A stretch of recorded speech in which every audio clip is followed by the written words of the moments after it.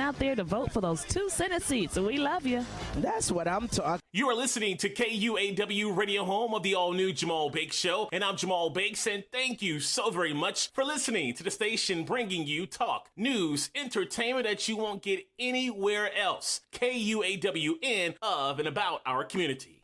This is the last weekend before Christmas, and on Blue Simon the City, we're wrapping up our All Christmas Blues and Southern Soul program. Oh, Gene Bailey. We have a very special guest that you will definitely enjoy, and we'll hear from some of the artists that sing the Christmas blues. Join me, Gene Bailey, for Blue Simon the City, this weekend before Christmas, right here. This is comedian Janelle Banks, and you are listening to KUAW, Kansas City.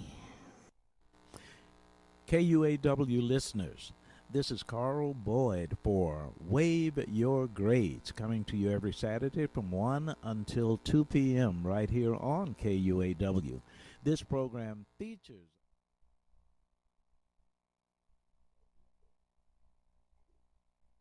And we are live here with Shifting Paradigms. I'm your host, B. Michael, here on KUAW Radio. We're doing it again. Got Baba G. Walker here on the soundboard, holding it down and keeping it up. Got you, the listeners and the audience. Want to thank everybody in advance for tuning in to KUAW Radio, where we have so many great community shows and just, continue to do it for the people. And so Shifting Paradigms is a show that's all about stimulating critical thought in order to realistically redefine our narrative and positively reshape our reality through dialogue with self-determination. This is also a call-in show. If you have any comments or ideas or questions you want to ask during this show, our number is 599-6893. That is an 816 area code. Again, 599-6893. Also, you got the Facebook page to add some comments on, even on YouTube. We got Periscope. There's a bunch of different outlets we got here going on now. We just expanding and doing what we do here on KUAW. Today's show is entitled Political Theatrics Paradigmatics. Political Theatrics Paradigmatics. And we're going to be talking about this incident that took place on the 6th. And we're going to just do some analysis and some insight and some, really framing this in a way that is hopefully going to give us some clearer vision about what's going on in our day and our time. This show is dedicated to the Capitol Police Officer Eugene Goodman, who's being held as a hero for leading the mob on a goose hunt away from the Congress people who actually were not in a secure place at that particular time, and they were just, looking for the people to just, do whatever with. Of course, we know there are about 3, maybe 4, up to 6 people who have died in this particular matter, and it's being held as a pretty serious matter. But Eugene Goodman is the officer who stared down the mob when they invaded the Capitol, and he led them on a chase away from the Congress people, knowing that they were not yet secured. And so that little distraction and diversion that he provided allowed for the Congress people to get into a safe place away from the mob that was in there to do who knows what. And so we want to dedicate this show to him and to the people who have, humanity at heart. This is the day and time when the human spirit is really being sought out and needed to step forward. Because we're in some very inhumane and even barbaric days, and you saw that barbarian that was there as well, with the buffalo hat on and all that stuff. So we're seeing a lot of people reveal themselves for who they are. I want to open this up with a quote, though. This is a quote from former President Franklin D. Roosevelt.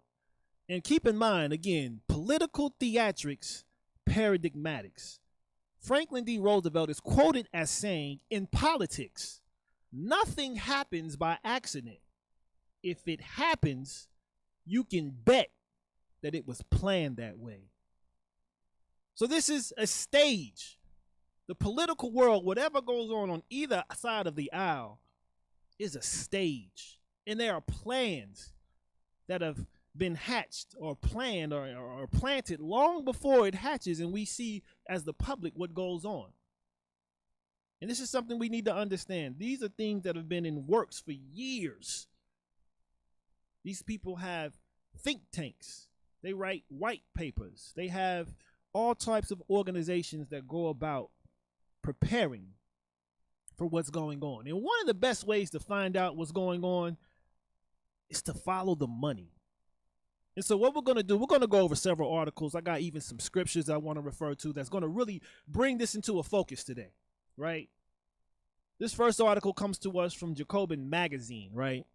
It is written by an Andrew Perez and David Sirota. They ask, or they state the statement, we should know exactly who funded last week's right-wing riot. This was written today in the Jacobin Magazine. He says, if you are a billionaire, and let me back up before I read this. When I saw some of the names of the people who they've identified who were attending the riots and were considered terrorists in this particular matter, many of these people were business owners. They were CEOs of corporations in the state which they hailed from. They were very, very prestigious individuals. They weren't just loose, derelict type of people. These were business-minded people who have connections, who have organizations and corporations that are grossing money. And so when you follow that slug trail of money, well, you get to see who's really behind the scene pulling the strings. So again, this article says, if you are a billionaire or a corporation in America today, you can bankroll right-wing politicians and the radical right-wing movement that staged last week's violent insurrection at the U.S. Capitol. Notice they use that word staged, right? And you can do so with impunity. There's no punishment for that. Like many of these police officers who are getting off murdering innocent, unarmed civilians, particularly of black complexions. There's impunity in this. You don't have to fear social ostracization, political consequences, or consumer backlash, because right now, you can remain anonymous by funneling your cash through political groups that operate in the shadows. Deterring this continued financing of violent right-wing radicalism and allowing Americans to know who exactly is funding this dangerous movement will require a new Biden administration and a Democratic Congress to finally enact long overdue reforms to end the era of dark money. This is something that Trump has signed off on, right? This dark money donations to their movements and their political campaigns. Remember, last week's uprising at the Capitol was not some spontaneous grassroots conflagration. ABC News reported that the President Donald Trump's political apparatus worked behind the scenes with pro-Trump groups to plan and promote events in Washington, D.C. that ultimately led to Wednesday's attack on Congress. This is his son. This was his lawyer. This was many people who got up on stage and were saying, we should have a trial by combat. We should, take over the Congress. And so they were talking about assuring a peaceful transition, but now we see what's really coming out of the woodworks. So following that assault, Americans have been reminded that billionaires, lobbying organizations, of course, we know there's no limit to lobbying now. Anybody can donate however amount of money they want to any organization. And name brand corporations have knowingly sponsored the politicians and groups that egged on the mayhem in hopes of overturning the national election. And a handful of those corporations have said that they will suspend political action committee donations to individual lawmakers who tried to overturn the election. Do you know what you call corporate sponsorship of government activity? Fascism. That is fascism at its purest. This is what fueled the German machine of Nazis. This is what fueled the Italian machine under Mussolini. This is what fueled, I believe his name was Pedro of Spain. This is what fueled the Argentinian disappearing matters down there. Fascism, which is corporate sponsorship of government. So while that good news packed donations to individual politicians are only a small slice of all the resources financing the insurrectionist GOP, and existing laws and rules only provide the public a partial snapshot of the money fueling the radical right. Right now, an increasing portion of resources flooding into politics is going into dark money groups that do not have to disclose their donors. Open Secrets estimated that dark money groups injected more than $750 million into the 2020 elections. And that does not account for other dark money that funds propaganda, misinformation, and astroturf organizing. It should not be controversial to subject dark money to sunlight and disclosure. In the name of protecting national security, lawmakers recently passed bipartisan legislation requiring more transparency from anonymous shell corporations. The same logic should apply to dark money in an era of violent insurrection. These 7 steps would let investors, consumers, journalists, watchdog groups, and government agencies know who's funding the assault on our democracy. And these are things that you can also write your senators and representatives about and have them also put this legislation forward if you feel so inclined to get involved in this particular activity. But the first thing you can do is require corporate disclosure of all political spending. So we should be writing our legislators and our representatives about requiring corporate disclosure of all political spending. If the people are the government, and the people have representatives who they send to DC in order to represent the people. But what has happened is that has been hijacked by these lobbying groups who have completely made the Main Street person become a mute participant in this. You're not heard. Your issues and interests aren't considered because you got these corporations and these billionaires who are funneling funds into these politicians' pockets under the table many times and keeping the people's interests completely at bay. But require corporate disclosure of all political spending, okay? The second thing you can do is require dark money nonprofits to disclose their donors. Thirdly, disclose contractor spending, right? This is something that Biden can do. He could sign an executive order requiring federal contractors to disclose all political spending. Fourthly, repeal Trump's dark money rule. In fact, the Trump administration last year issued a rule allowing nonprofits to avoid even privately disclosing their donors to IRS regulators. The rule followed a lobbying campaign by the Koch-linked dark money group Americans for Prosperity. That rule has to be rescinded. Rescind. The fifth thing is rescind rules making it more difficult for shareholders to compel disclosure. And sixthly, pressure institutional investors to take action. People who are, like Fidelity, BlackRock, Vanguard, State Street. These 3 here are the largest shareholders in almost 90% of all corporations in the SP 500. These are the institutional investors who get to decide how those shares of stock are voted in shareholder resolutions, and they also often refuse to support resolutions requiring corporate executives to disclose political spending. Okay. The seventh thing is use pensions leverage to press for disclosure.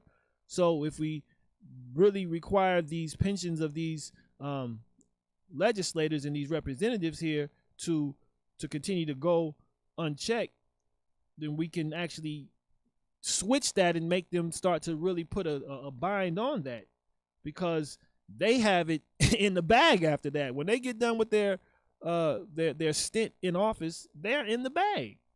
But if you can rescind that and press for them to disclose that by affecting that, it'll create a different change. And so these are the things that we can do to hold people accountable and to write our legislators in that. But if you follow that money trail, you will find who's behind it. And when you see who's behind it, then you will know how to address and to organize and to disempower this particular group here that is making all these strategic moves, and to counter it at least. And so looking at another article, I want to go to Global Research. Got a couple articles from Global Research. I like to use some alternative websites because one thing you got to understand about propaganda information, as we hear fake news so many times, you got to really be able to read between the lines and look at the credibility of the author and the website that is promoting the information.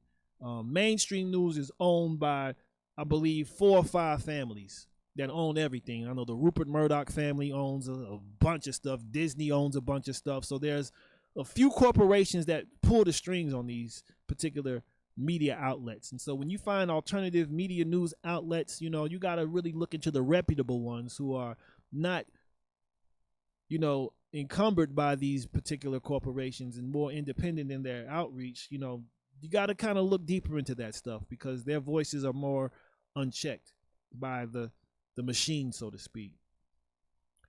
But this article from Stefan Lindman is saying that Capitol Hill violence is considered, this one is almost like America's Reichstag fire. And that's if you're familiar with the history of how Nazi Germany came into power. It was that Reichstag fire when they set their Capitol building on fire.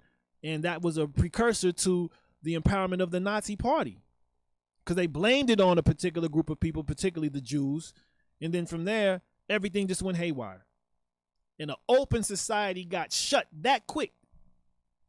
Hyperinflation kicked in, right? The economy tanked, and things just went dark real quick in Germany, which was, interestingly, in Europe, it was the most Jewish accepting and tolerant society in Europe at that time. But all of a sudden, it flipped, and it became the most oppressive in the European Jewish community. And there's a historian, or actually he's an investigative researcher. His name is Eustace Mullins.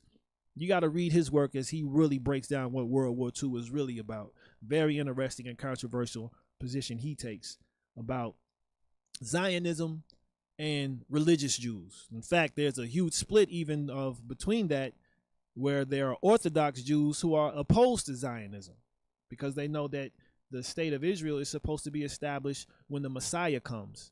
And it's not supposed to be a state, it is a kingdom. But that's another story for another time. It's related to this in ways, but that's another story for another time. So, this article says, in regard to the coverage of the Wednesday Capitol event, Global Research is, they've been covering this, and they're dealing with complex and far-reaching political processes related to it. We are at a crossroads of a major political, economic, and social crisis, which has bearing on the future of the United States. So we're at a very crucial juncture of time and space. This crisis must be the object of debate and analysis rather than confrontation of opposing political narratives. And this is why we're doing this show here today. This is an analysis that has to be made in order to make sense of what we're facing. So, in response to what happened in 1933, the German general elections, a strategically timed Reichstag fire was falsely blamed on communists. In response to what happened, President Paul von Hindenburg signed an emergency decree. As a result, civil liberties were suspended, the Weimar Republic democracy died, and Hitler assumed power after enough Nazis were elected to assure it. As the saying goes, the rest is history. The fullness of time will tell what's unclear about how Wednesday's Capitol Hill violence, while Congress was debating whether or not to certify November's stolen election for Biden-Harris over Trump. Make no mistake, the evidence showed that Biden won. Democratic challengers lost, but things didn't turn out that way. Was Wednesday's Capitol Hill riot an orchestrated scheme to undermine congressional debate to elevate Biden and Harris to power? Case closed. Was what happened Wednesday an American Reichstag fire, a false flag, an incident staged over the top Trump supporters? Note the unacceptable aftermath so far. Twitter locked down Trump's account for 12 hours, threatening permanent blockage if his offending tweets aren't removed. Matter of fact, he's been pretty much silenced on social media. He has no social media capacity right now, from what I understand, what I've seen. It is unprecedented action against the head of state, perhaps urged by a hostile to Trump dark force. It is a flagrant First Amendment right to free expression breach, without which all other rights are now threatened. Voltaire understood, saying, "I disapprove of what you say, but I will defend to the death your right to say it." Will the aftermath of what happened on Capitol Hill Wednesday one day be remembered as the beginning of the end of free speech, media, and academic freedom in the U.S.? What Trump tweets did Twitter consider offensive and remove? Here they are saying, "I know how you feel, but go home and go home in peace. I know you're in pain. I know you're hurt. We had an election that was stolen from us. It was a landslide election, and everyone knows it, especially the other side. But you have to go home now. We have to have peace. We have to have law and order. We have to respect our great people in law and order. We don't want anybody hurt. These are the things and events that happen when a sacred landslide election victory so unceremoniously and viciously stripped away from great patriots who have been badly and unfairly treated for so long. Go home with love and in peace. Remember this day forever. Facebook acted in unison with Twitter, removing Trump's video and blocking him from posting for 24 hours based on a big lie claiming it was for inciting violence, polar opposite what Trump said in videotaped messages and tweets.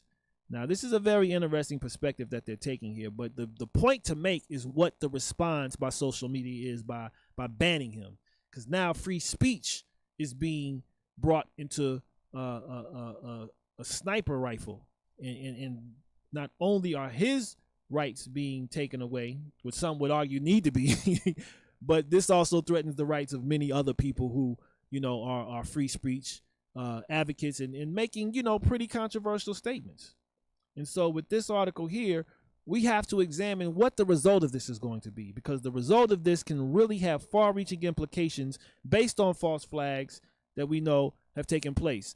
I'm a proponent of the 911 inside job particular matter where that was a false flag as well. They wanted to blame it on someone else. But when you have children the morning of that particular incident sitting in a classroom where George Bush said plane must hit still, and then you see what takes place short while after, and he just sits there, well, you have to really realize, well, what's going on? There's some other things that go on about that as well. Those buildings should not have fallen just freely like that by airplane fuel causing a fire on that. That wasn't something that just happened. That was a demolition. So you have false flags that take place throughout. World War I was based on a false flag. And you have many other incidents that have taken place that have precipitated in some very draconian acts to clamp down society. And so these things take place a lot. And I'm going to end off on that article there because we're seeing a great reset being brought before us where, there is an agenda to all of this. So much so, again, we were recalling what Roosevelt said about how if anything happens in politics, it's planned that way. Well, there are some details emerging of high-level state involvement in the coup attempt. This is from a website called libya360.wordpress.com, originally posted on The Internationalist on January 9th. It was written by Eric London. He says that new information in media reports shows that Trump's January 6th fascistic insurrection had high-level support from within the Republican Party and critical sections of the police and military intelligence apparatus. These revelations raise the need for a full-scale investigation into the plot to overthrow the Constitution and all those involved in it. The Washington Post reported yesterday that in these days before the riot, congressional staff implored the U.S. Capitol Police to take seriously the clear signs that a coup attempt was being prepared, demanding greater protection for the scheduled Electoral College certification. Staff were asking for briefings and were desperate for information about the threat of violence, but Capitol Police refused to provide any substantive response, the Post reported. An NBC report also confirmed the overrunning of police barriers was not due to a mistake or lack of information. The FBI and New York City Police Department provided Capitol Police with ample intelligence about the possibility of violence during the January 6 protests, NBC reported, citing leaks from a senior law enforcement official. NBC noted that these previously unreported details undercut the assertion by a top FBI official this week that officials had no indication violence was a possibility, and to add questions of what intelligence authorities had reviewed prior to the Capitol riot. And I'm just going to end off on there because I just want to just give you all some news brief snippets, right? We want to really kind of capture this and see what perspectives are alternatively are out there, because if we're just taking this face value of what the mainstream media is giving us, we're going to just take the lie, hook, line, and sinker. We want to analyze this. We want to critically think about what's going on. This is strategic. This is something that I would propose we have to look at as an unfolding of an agenda meant to bring forth a global reality. This is a global reality that is coming down the line that I even have a perspective of being prophesied to unfold. We're in prophetic times. And that's something that we have to wrestle with, whether we're believers or not. There are things that have been written that are coming to pass from millennia ago. And it's literally touching the nose of everything that's taking place right now. And we'll get into that a little bit as well. But this is, again, something that is being presented as a high-level state-involved coup attempt. And this is how politics works. I'm going to read one more article before we take a brief break. This is from the Black Agenda Report. The Black Agenda Report has an article entitled "Cops Colluded with Trump Mob at Capitol." This is by Margaret Kimberly and Glenn Ford, written today. And this is just a quote from it. Well, this is actually something that is an audio. So I'm not going to really get into that one there. I'm actually going to recant this particular article here. But there are many outlets saying that there was collusion involved. And this collusion has shown that this is a staged event for a deeper purpose, to bring forth another reality that America has not taken in a while. And so we're really looking to uncover what is going on behind the scenes, because this is where we want to see things behind the scenes. If you're just getting caught up on the surface of it, you're going to get caught up in the deception. But this is a matter of really understanding how this unfolds. And so real quick, another article before we get into this break that has the same particular perspective is from a Veterans Today article. And this was written by the editors of Veterans Today, and it is entitled "Capitol Offers Cover-Up Report. Uniformed Active Duty Military, MS-13 there, saying and alleging, and badge-carrying fully armed police, dozens of them, led the Capitol invasion." It says one of the largest criminal groups to join with the Proud Boys and Oath Keepers is MS-13, which has taken over several U.S. military bases in Texas and California, and maintains ties between Trump's Russian connection and the Sinaloa and Gulf cartels, which partner with GOP power brokers in the Southwest. The recording below outlines, there's some outlines here of some things, but they say many white Capitol officers were directly assisting the invading force of pro-Trump fully armed police and active duty military. Additional reports have GOP members of Congress and their staffers opening doors and directing the highly organized paramilitary groups through the Capitol building. The same scenes, GOP legislators aiding insurrectionists, were repeated in state capitals around the country. BuzzFeed News says while some of the images from that day appeared to show officers standing by to let the mob into the Capitol building, the veteran officers said that they had fought them off for 2 hours before the attackers eventually gained access. The officer said that many of the widely spread images of smiling marauders wandering the halls dressed in absurd costumes had the effect of downplaying how well prepared some of the rioters were to take the building over, and even to capture and kill Congress members. That was a heavily trained group of militia terrorists that attacked us, said the officer, who has been with the department for more than a decade. They had radios. We found them. They had two-way communicators and earpieces. They had bear spray. They had flashbangs. They were prepared. They strategically put 2 IED pipe bombs in 2 different locations. These guys were military trained. A lot of them were former military, the veteran said, referring to 2 suspected pipe bombs that were found outside the headquarters of the Democratic National Committee and the Republican National Committee. The officer even described coming face to face with police officers from across the country in the mob. He said some of them flashed their badges, telling him to let them through, and trying to explain that this was all part of a movement that was supposed to help.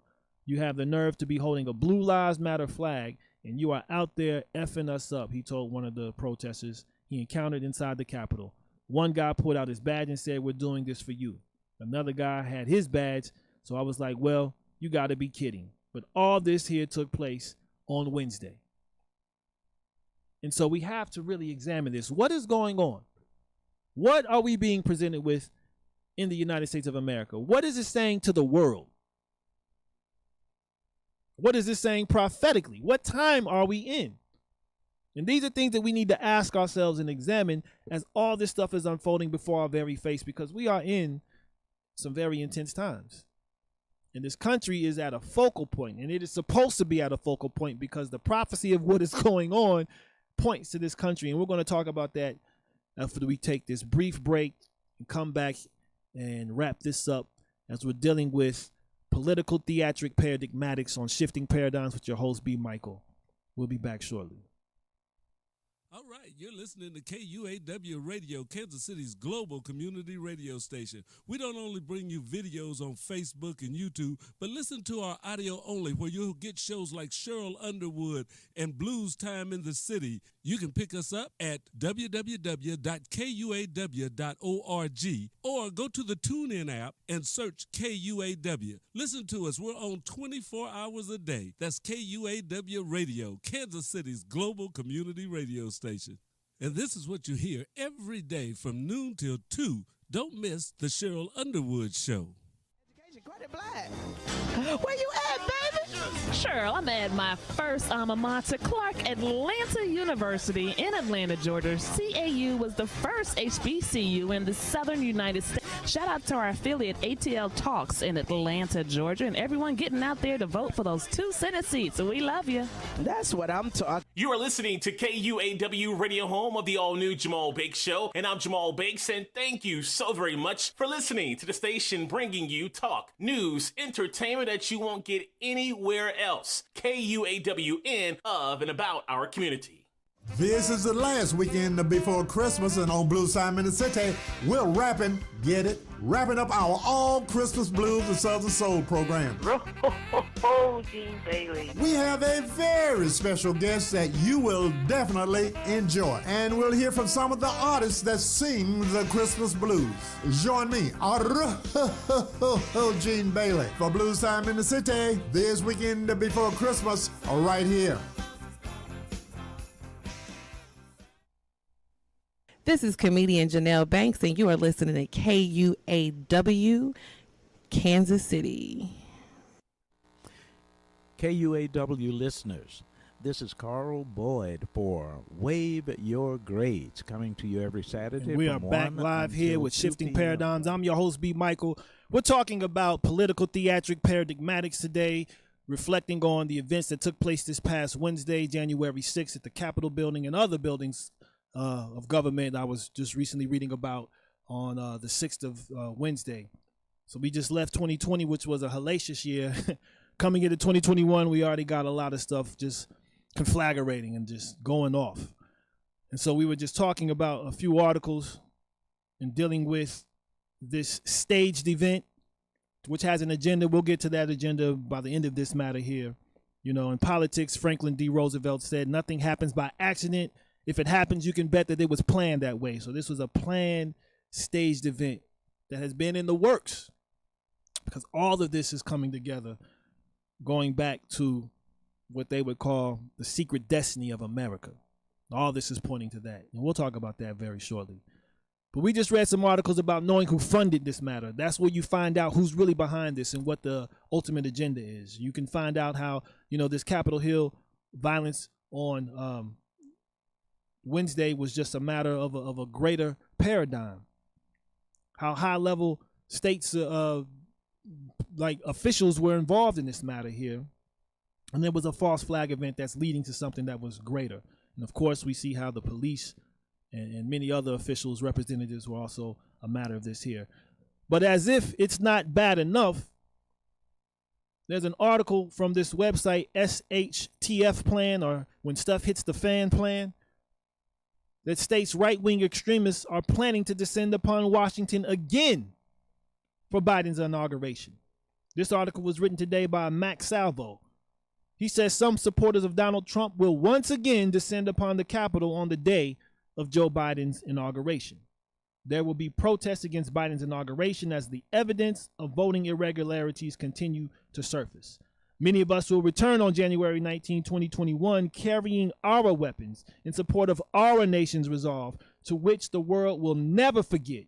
We will come in numbers that no standing army or police agency can match, wrote a popular Parler user who frequently quotes posts about QAnon and is being tracked by the ADL. Round 2 on January 20. This time, they say no mercy. I don't even care about keeping Trump in power. I care about war, an anonymous person posted on the platform, the Donald.win. which is filled with comments posted by people who lauded those who went to the Capitol on January 6th as heroes. They are setting the stage for the takedown of communications and massive censorship campaigns that have already begun. So this is setting up for a lot of things that are going to have far-reaching implications for everybody in this country. There's growing concern that violent extremists are emboldened by the breach of the Capitol, which means the clock is ticking on taking down the most influential incites of violence before they act again, says Frank Figlazui, former FBI assistant director and the NBC News national security analyst. Things are going to continue to get more divisive, and rhetoric won't stop. Stay prepared and alert. Watch these headlines, or watch the headlines, and understand what the media is doing. This is all about division, and it is not going to get better after Biden's inauguration. This will not end until the people wake up en masse and stop allowing ourselves to be ruled by the few, the elites, right? And so we have to really understand how this works. This is about class interests. This is about enslavement. This is about power struggles. And we have to see this for what it is. This does include some race too. There's some race issues that are deeply embedded in this as well. And we have to be aware of this stuff that's going on. But most importantly, this is a spiritual matter. This is what we have to see, because once we are able to identify what this country is all about, why was this country established? When was this country established? How was this country established? Then we can really make sense of this. The United States is in the Bible, people. I don't know whether we know it or not, but it's like coded in the Bible. You may not read where it says America literally, but it is in the scriptures. This is an article from a website called Amazing Facts. And they talk about the mark of the beast, which is something that's circulating with this COVID vaccine that people are saying that has this tracer in it, you know, some nanotechnology. But they're saying that's the mark of the beast. But I argue that the mark of the beast has been here long before that. That's just something to put some icing on the cake, so to speak. But can it really be true? The United States and Bible prophecy? Absolutely. When you think about it, it makes sense that the most powerful and influential nation on earth will play a vital role in the final stunning events of the world's closing history. But even more surprises await you as the Bible reveals how the leading nation of the world came to exist and why. When you want to understand something, you always want to go back to its origin. When you go to its inception and its origin, that's when you get to really get the framework of what everything is about. Okay? So, when you read Revelation 13, verses 11 through 18, and let me get that for you real quick, you can really start to contextualize what this is about. In Revelation, the book of Revelation, chapter 13, which is about two beasts, one from the sea, which many identify as the Roman Empire, and then there's one from the land, which is many identify as the United States of America. Why? We'll talk about that shortly. But 11 through 18 reads as such. I saw another beast coming up out of the earth, and he had two horns, two powers, church and state, like a lamb, and spoke like a dragon. And he exercises all the authority of the first beast, which is Rome, and we'll see why this is connected in his presence, and causes the earth and those who dwell in it to worship the first beast, whose deadly wound was healed. That's a very a significant statement there, whose deadly wound was healed. 1923. We'll talk about what happened in 1923 shortly. And he does great signs, so that he even makes fire come down from the heaven on earth before men. Hiroshima, Nagasaki. And he leads those astray dwelling on the earth because of those signs which he was doing, or given to do before the beast, saying to those dwelling on the earth to make an image to the beast who was wounded by the sword, yet lived. And there was given to him to give spirit to the image of the beast, that the image of the beast should both speak and cause to be killed as many as would not worship the image of the beast. And he causes all, both small and great, rich and poor, free and slave, to be given a mark upon their right hand and upon their foreheads. It's not a literal thing. This is a spiritual thing. And that no one should be able to buy or sell except he that has that mark or the name of the beast or the number of his name. You can call those blue laws, people. The only day you're not able to buy or sell is on a Sabbath day. That is when you're not supposed to buy or sell. But when we look at this spiritually, we're able to discern that and make sense of it. But here is the wisdom. He who has understanding, let him calculate the number of the beast, for it is the number of a man, and his number is 666. Vicarious Philae D. And we'll talk about that very shortly. But two powers are symbolized in Revelation chapter 13. What is the first power? It is the Roman papacy. Okay? The marks that are given are identified as none other than the papacy. And we've talked about that here before. The Bible predicted that the papacy would lose its world influence and power at the end of 42 months, prophetic months. The prophecy was fulfilled in 1798 when Napoleon's general Berthier took the Pope captive and the papal power received its deadly wound. It was cut off. That was the deadly head wound that the first beast received when Berthier went into the papacy and deposed the Pope and pretty much took away all the temporal power of the Catholic Church. Okay, that happened in 1798. But what took place around that same time was when this second beast arose. Well, who was this second beast? Which nation was predicted to arise around the time the papacy was receiving its deadly wound? There was another beast coming up out of the earth, and he had two horns like a lamb and spoke like a dragon. The papacy, the papal captivity mentioned in verse 10, took place in 1798.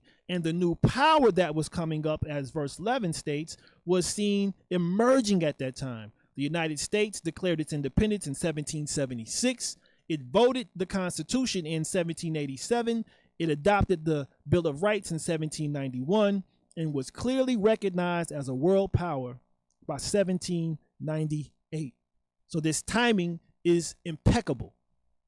It obviously fits the United States of America, and no other power could possibly qualify for this particular position in prophetic history. The United States is the second beast in Revelation 13. So what is the significance of this beast coming up out of the earth? This nation arises out of the earth instead of out of the water, as did the other nations mentioned in Daniel in Revelation. This water symbolizes a dense people. It is a lot of people, but the earth symbolizes that which is more spacious. The waters which thou saw where the whore sits in Revelation 17 are peoples and multitudes and nations and tongues. Therefore, the earth represents the opposite. It means that this new nation is unpopulated before the late 1700s. Of course, we know America was considered the new world at that time. They had indigenous people here, but it was not a populous place as it is today. But what are the two lamb-like horns? The horns represent kings or powers or kingdoms. In this case, they represent the United States' two governing principles, the civil and the religious liberty. And this is what that is talking about. And America was known to be a pluralist religious society. It's not a Christian society. It is a pluralist religion society. When you read the Constitution, they talk about, in fact, having the God of nature as their God, because you're allowed religious freedom in the United States. This is not a primarily Christian country, never was. Of course, they use a lot of Freemasonic terms as well, but it is not an exclusive Christian country. So let's be clear about that. Okay.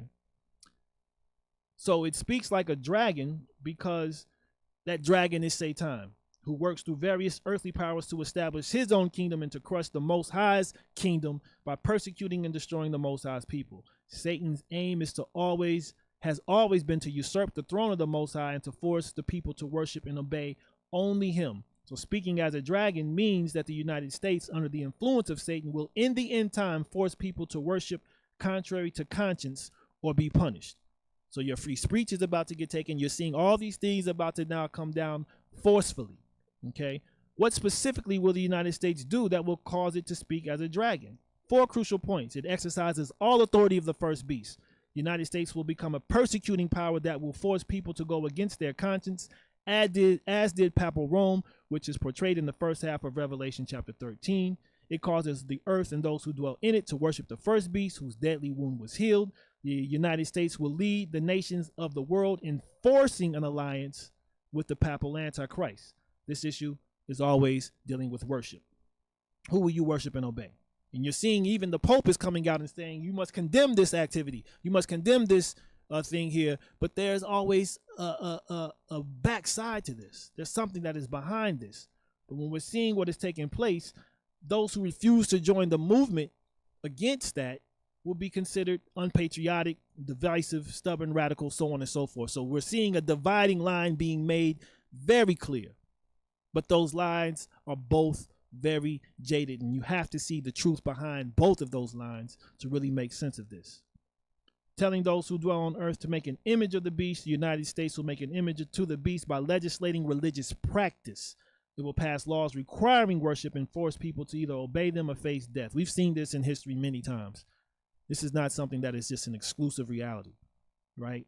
It causes many who would not worship the image of the beast to be killed. So you can see all this here taking place. This is, just that authoritarianism, the totalitarianism, even the tyranny of governments gone rogue. We talked about democide not too long ago. It's not anything that is like just an aberration. These are things that have taken place historically before, okay? So all these things here are pointing that this is leading back to times of like the Crusades and the Inquisition.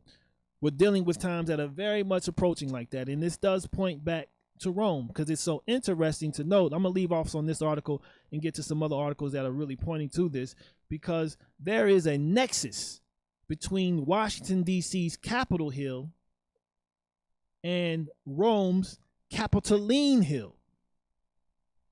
In fact, Rome inspired the United States. It's a republic, right?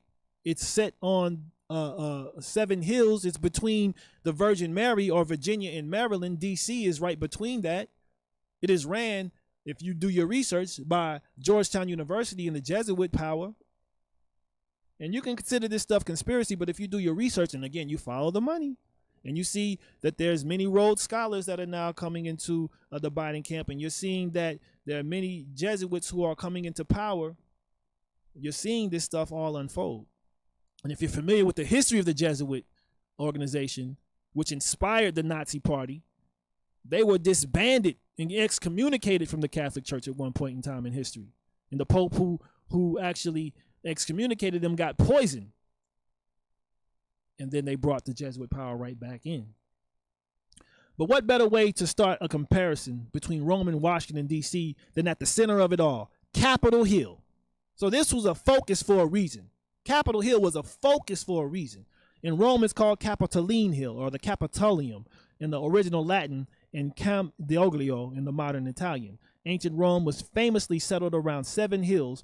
Although the Capitoline was the smallest, it was a symbolic center of the ancient city, both spiritually and politically. On its peak was the temple of Jupiter Optimus Maximus, dedicated to the king of the gods. This is also considered Zeus. And just behind it was the forum where all official political business took place. You got the Capitol Hill and you got the Senate. All this, and the House of Representatives. All this is a reflection of Vatican Square. When you look at the Vatican Square and you look at the DC Capitol Hill, you will see that they are mirrors of one another. They are literally mirroring one another. During the peak of the Roman Empire, this small hill was literally the power center of the world. So how did Washington end up with this very own Capitol Hill? It was Thomas Jefferson who chose the name Capitol for the building that would house Congress and the name of the hill that would sit on it. Jefferson was Secretary of State when the federal district was still in the planning stages. He and President Washington were responsible for overseeing the designs of the city and its irascible planner, the French engineer Pierre Charles L'Enfant. And you can't forget, oh my goodness, I forgot the man's name, Benjamin Banneker, who was also important in that particular design of the city as well. So while they were all focused on building something uniquely American, the first wholly created capital for a democratic country, they were also wanting to show skeptical Europeans that this experiment in government was rooted in the past, namely the ancient Roman Republic. Okay. Now, what's interesting to note about the particular Capitoline Hill, well, there were 3 gods that were surrounding it, or that were dedicated to that particular, or associated with that particular district. You had Jupiter, who was, the chief of gods. You had the god Mars, who was the god of war. And then you had the god Janus, who was the god of fortunes, or the god of doors, which is where January comes from. So it's so very interesting that this is taking place on January 6th. He's the two-faced god that you will see there. And they even have something called the Janus effect, where you have pretty much what they would call sociopathic people who are able to have, evil on one face, but also portray themselves as good in another. But this all takes place on Capitol Hill, which is where this confluence of energy took place on January 6th, which is bringing a focus to all this stuff. And you got to be able to see the outright spirit of the matter behind it. Okay, when you examine the Greek and the Roman pantheon, they're very violent in their ways. They're very violent, committed to war and chaos and confusion. And these are the signs that lead up to the unveiling of a new kingdom coming. This is the birth pains that are leading to this. I want to read a couple passages, and we're going to wrap this up with these passages here. This is from an apocryphal book called Second Esdras. It is actually written around the 1st century of Common Era, and it is attributed to the prophet Ezra, but it is a pseudepigraphical book that is not written by Ezra, but in the spirit of Ezra coming back from captivity. In the 9th chapter, he says this. He answered me and said, because he was asking for the signs of when the kingdom of the Most High was going to be established in righteousness and justice and peace and love and order, right, would be established on earth. He says, measure carefully within yourself, and when you see that a certain part of the signs that were predicted have passed, then you will understand that the time has come in which the Most High will begin to visit the world that he made.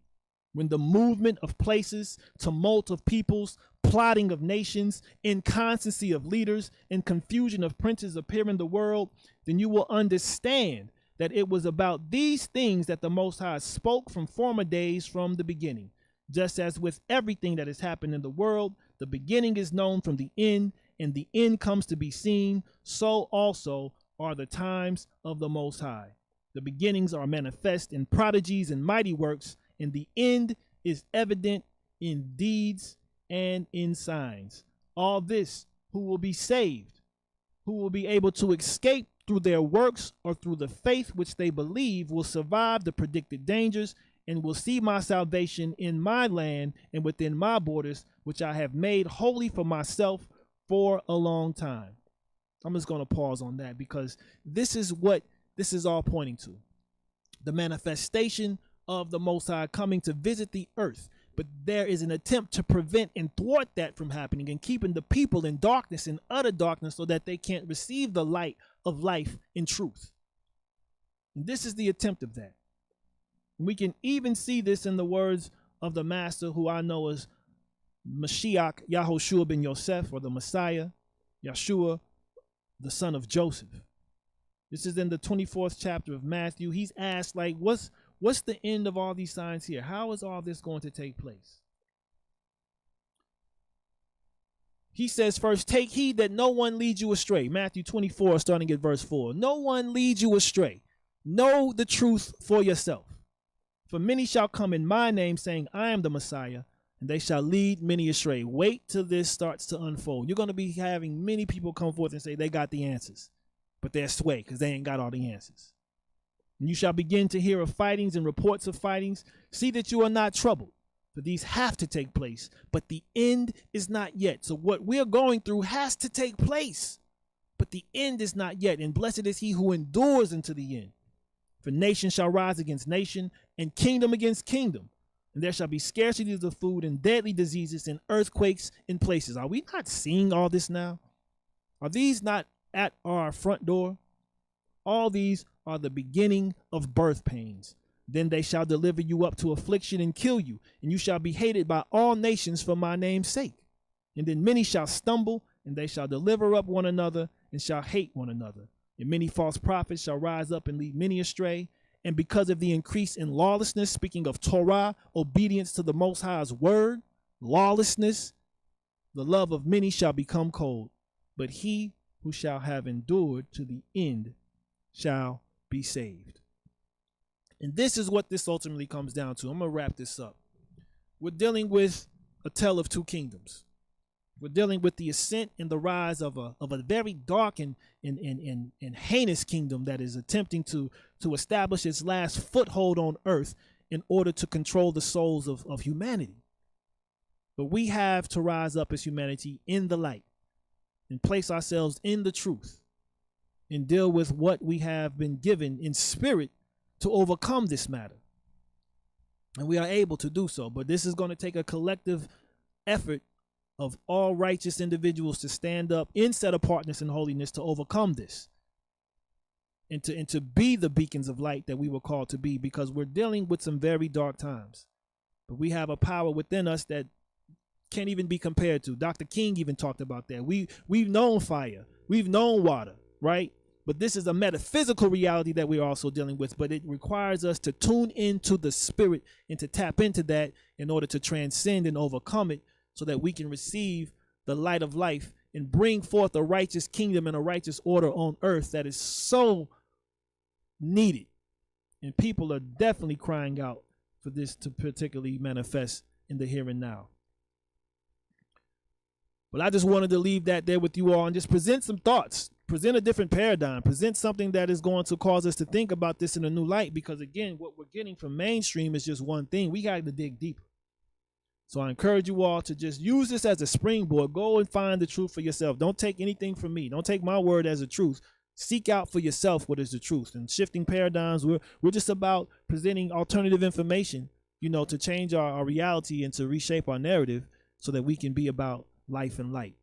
This is B. Michael with Shifting Paradigms. I hope that the information has been shared has been at least stimulating at the least, and encouraging you to go and dig deeper for yourself. That's the whole intent of this. But I want to thank you all for listening in. Thank Baba G for being here today. I'm going to go ahead and sign off. Shifting Paradigms, B. Michael. Shalom, shalom.